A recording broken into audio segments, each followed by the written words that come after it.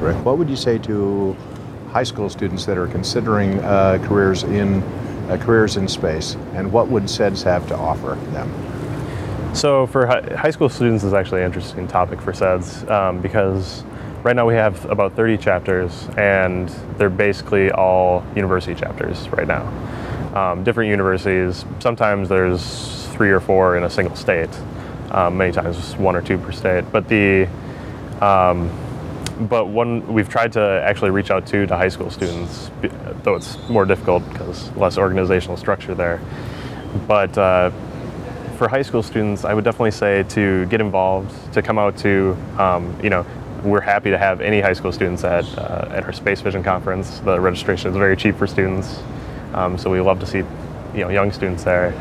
And to come out to things like ISDC, we really push the National Space Society very hard to have very, very low cost access for students. Like for me this weekend, the total cost of attendance without meals and such is about $40. I saw for next year it's only about $30. So we push them very hard to make sure that it is affordable for students who might not have the hundreds of dollars of money that it would otherwise cost for people to attend conferences.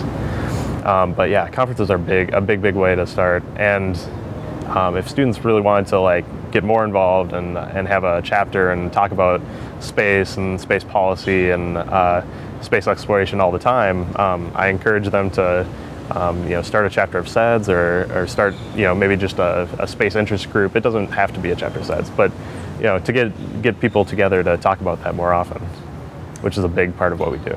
And if they'd like to form a SEDS chapter, how would they go about that?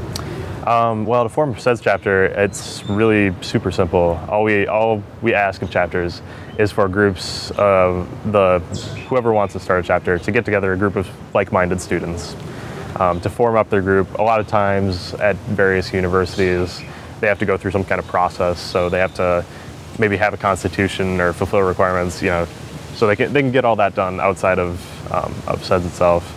They don't have to do that, but of course it's a decent thing to do if the university wants it to happen. And then they can come to us and say, we want to be a chapter. Here's all our contact information, which we have a form on our website for that right now.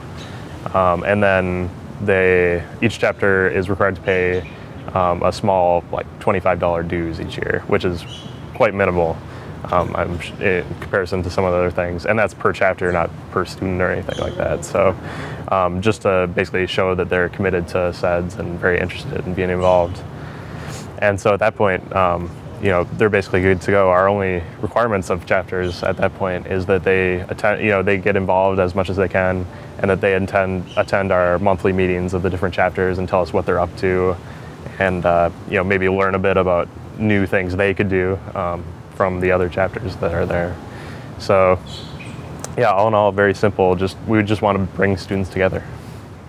So a SEDS chapter, what it'll do from day to day is something, it really depends on the chapter and the people running the chapter and what their interests are. So a lot of our chapters are involved with rocketry, like mine.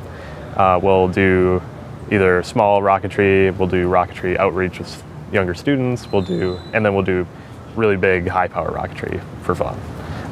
And then other chapters are very much into astronomy, and we'll do things like build their own telescopes, have stargazing nights with their community or with their local other stargazing groups. And then other chapters are very much into research or have various projects that they work on. So like in terms of my chapter, we support different projects like the NASA University Student Launch Initiative here in Huntsville, Alabama, as well as other projects in Texas and various places around the country that students at our school participate in. So that's what the students of SEDS end up doing from day to day, and we basically accept all of that, whatever students are very much interested in. And you mentioned the organization's website, and the address is? The web address of SEDS is SEDS.org. We're actually one of the first websites on the internet, so